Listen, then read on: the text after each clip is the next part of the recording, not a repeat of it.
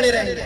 आज दिल्ली देश की राजधानी में अगर हमारे पढ़े लिखे पीएचडी स्कॉलर्स के साथ आप समझ लीजिए इस तरीके की ज्यादती और प्रताड़ना हो रही है, तो आप समझ लीजिए आज गरीब लोगों को इस शहर से दूर जाकर 50 किलोमीटर दूर कितनी प्रताड़ना, कितनी यातनाएं, कितना उत्पीड़न झेलना पड़ता होगा।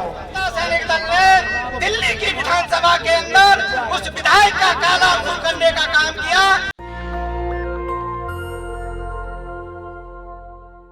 एक भी वेंडर तब तक नहीं हिलेगा जब तक कि हमारा ये प्रोग्राम चल रहा है। अगर वो हिलता है समझो कि आपने अपनी जड़ काटी है। कल जो इतनी मेहनत कर रहे हो, आपका बच्चा इसी यूनिवर्सिटी में पढ़ने आएगा और जब उसके साथ यही भेदभाव होगा तो आपको अच्छा लगेगा क्या? अरे ये बात समझ में? तो आज हम यहाँ भले 150 की संख्या में हैं, कल जब कोई प्रोग्राम होगा जब तक कि ये जो पूरी तरीके से साबित हो चुका है कि इनकी गलती है, इनकी गिरफ्तारी नहीं होती है, हम 5000 की संख्या में खड़े रहेंगे। हमारे हर बच्चे के भविष्य का सवाल है, इसीलिए दिल्ली का हमारे संगठन से जुड़ा हर एक वेंडर इस लड़ाई के खिलाफ है। और हमारी ताकत इतनी मजबूत है, खाली यूनिवर्सिटी थोड़ी घेरेंगे, हम हर पूरे दिल्ली के हर सड़क पे, हर रोड में ये प्रोग्राम करेंगे। और अभी इस बात का हम घोषणा करते हैं कि जब तक ये गिरफ्तारी नहीं होगी, हर बाजार में, हर सड़क पे इसके खिलाफ आंदोलन होगा। आज दिल्ली देश की राजधानी में अगर हमारे पढ़े लिखे पीएचडी स्कॉलर्स के साथ आप समझ लीजिए इस तरीके की ज्यादती और प्रताड़ना हो रही है, तो आप समझ लीजिए आज गरीब लोगों को इस शहर से दूर जाकर 50 किलोमीटर दूर कितनी प्रताड़ना, कितनी यातनाएं, कितना उत्पीड़न झेलना पड़ता होगा।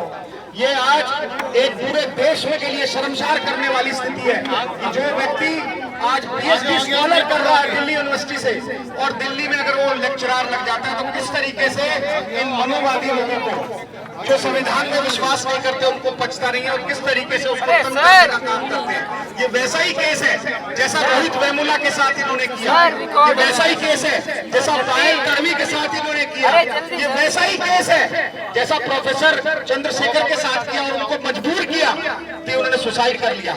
आज हम नहीं चाहते कि डॉक्टर रितु को भी मजबूर होना पड़े, इसीलिए हम सब सम्मानित और समर्पित अम्बेडकराइट कार्यकर्ता डॉक्टर रितु के सहयोग में, समर्थन में उसके साथ आए हैं, उसको दिखाने और जताने, इस प्रशासन को दिखाने कि डॉक्टर रितु अकेली नहीं है, उसके साथ हजारों, सैकड़ों, लाखों अम्बेडकराइट बाबा साहब के मानने वाले, संविधान के मानने वाले, मिशन को चलाने वाले लोग उसके साथ हैं। उसको किसी प्रकार भी घबराने की जरूरत नहीं है। मैं अंत में यही कहना चाहूंगा, क्योंकि प्राचार्य जी इस पर अपनी बात विस्तृत रखेंगे, हम हर तरीके से इस प्रशासन के खिलाफ हैं।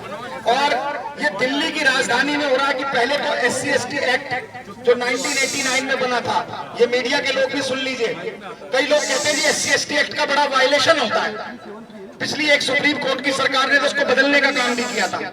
आज मैं बताना चाहता हूं कम से कम 20 केसेस में हम SC/ST एक्ट लगवाने जाते हैं जो जेन्युइन केसेस हैं, वीडियो जिनकी वायरल है, जो हमें जाति सूचक शब्दों से कहते हैं। दिल्ली में, दिल्ली के किसी थाने के अंदर SC/ST एक्ट की FIR आसानी से दर्ज नहीं होती, और अगर होती है तो उसके लिए 156(3) की लिए हमें कोर्ट में धक्के खाने पड़ते हैं। इस केस में भी जब बार बार पुलिस थाने जाकर डॉक्टर रितु और समर्पित कार्यकर्ता थक गए, तब महमूद प्राचा वकील साहब ने 156(3) में कोर्ट से लड़ाई लड़कर FIR दर्ज कराई। FIR दर्ज होने के बाद उस पर प्रेशर करते रहे, इसको अरेस्ट करिए, अरेस्ट भी नहीं किया। फिर चार्जशीट पेश हो गई, चार्जशीट के बाद भी उसको अरेस्ट नहीं किया। ना प्रशासन उसको टर्मिनेट कर रहा है, उस प्रोफेसर को, प्रिंसिपल को, ना रजिस्ट्रार के खिलाफ कोई एक्शन ले रहा है, ना उसको SC/ST एक्ट की जो FIR दर्ज हुई है उसमें उसकी अरेस्ट हो रही है। ये सारा कांड दिल्ली देश की राजधानी पार्लियामेंट से 10 किलोमीटर दूर पर हो रहा है। ये सबको दिखाने और जताने की जरूरत है कि हमें बहुत संघर्ष का समय है, बहुत बुरा समय है, हमें इन दमनकारी सरकारों के खिलाफ खड़े होना। और मैं एक बात और कहना चाहूंगा कि अब हमें कोर्ट पर भी ज्यादा विश्वास नहीं रहा। हमारे 20-30 केसेस हैं जो कोर्ट्स में चल रहे हैं, दलितों के एट्रोसिटी के केस चल रहे हैं। हमारी एक बहन है हाथरस की, उसको आज क्या न्याय मिला? हाथरस में इतना जघन्य अपराध किया, रातों रात उसका शव तक पेट्रोल डाल के जला दिया गया। आज कोर्ट्स की भी जो मार्मिकता है, या जो सुओ मोटो लेने की ताकत, ये शक्ति है, वो बिल्कुल खत्म हो चुकी है। अब हमारे पास केवल एक ही रास्ता बचा है। जो इस देश के कमजोर तबका है, जो गरीब गुरबा है, जो मेहनतकश व्यक्ति है, उसको केवल और केवल सड़कों पर आकर संघर्ष करना पड़ेगा। अदरवाइज हमारा आने वाला समय बहुत खराब हो जाएगा। मैं सभी लोगों से गुजारिश करूंगा कि हम सब लोग रोडों पर संघर्ष करें, क्योंकि अब लड़ाई ना हमें उम्मीद सरकारों से बची है, ना हमें न्यायपालिका से बची है। केवल अब रोडों पर आकर ही हमको न्याय के लिए लड़ना पड़ेगा। समता सैनिक दल ने दिल्ली की विधानसभा के अंदर उस विधायक का काला मुंह करने का काम किया, वहीं पे पिटाई की। साथियों, जब तक टिट फॉर टैट नहीं करोगे तब तक आपको न्याय मिलने वाला नहीं है। और समता सैनिक दल ज्यादा कहता नहीं है, करने में विश्वास करता है। हम प्लान बना करके ऐसा काम भी करने का काम करेंगे जब ही हमको न्याय मिलेगा, क्योंकि अब जुल्म ज्यादती पूरे भारत में बहुत ज्यादा हो रही है। और समता सैनिक दल ऐसा संगठन है, वो अरुण सोनी का भी कुर्ता फाड़ सकता है मंत्री होने के बाद। वो तो ऐसे लोगों को सबक सिखाने में कोई देर नहीं लगेगी। हमारे पास महिलाएं भी बहुत लड़ाकू हैं और सैनिक भी लड़ाकू हैं, और अब लड़ने का समय आ गया है। इसके अलावा और कोई चारा बचा नहीं है। आप कितना ही कोर्ट कचहरी कर लीजिए, जब तक वो खाना नहीं है कि यानी जब सच न मिले, जब सच न चले तो झूठ सही, जब हक न मिले तो लूट सही। तो साथियों, अब ऐसा समय आ गया है, हमें आंदोलन करना है और टिट फॉर टैट करके उसका जवाब देना है। इन्हीं बातों के साथ कहते हुए अपनी बात समाप्त करता हूँ। जय भीम, जय भारत, बहुत बहुत धन्यवाद। कहते हैं जांच करवाइए। जब हम इनसे पूछते हैं कि आप ये बताइए कि आप जांच जो कर रहे हैं किस सेक्शन के तहत कर रहे हैं, जब आपको ये तो पता होगा कानून तो कानून है, जब कानून सभी के लिए बराबर है तो हमें भी तो पूछने का अधिकार है कि हमारी जांच आप किस सेक्शन में कर रहे हैं। तो कहते हैं नहीं, हमें अधिकारियों ने कहा है कि आप जांच कीजिए।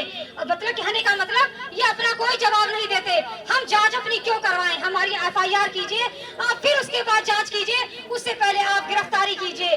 तो साथियों, हमें लड़ना है, हम लड़ रहे हैं और हम लड़ते रहेंगे।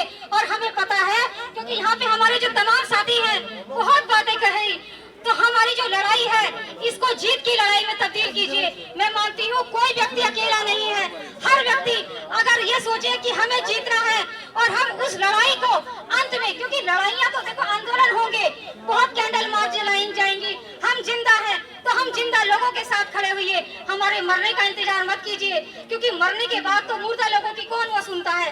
तो जिंदा लोगों की इस लड़ाई में, इस मुहिम में जो हमारी बहन रितु है, जो हमारे तमाम जो साथी हैं, उस मुहिम में आप शामिल हो जाइए और एक प्रण कीजिए कि हमें जीतना है, हमें जीतना है, हमें जीतना है। जय भीम। नेशनल दस्तक की आपसे गुजारिश है कि अगर इसको बचाना चाहते हैं तो नेशनल दस्तक को सब्सक्राइब करने के लिए रेड कलर के सब्सक्राइब बटन को दबाएं, फिर बेल आइकन की घंटी दबाएं। नेशनल दस्तक को बचाने के लिए बहुत जरूरी है कि हर खबर को शेयर करें, लाइक करें, कमेंट जरूर करें।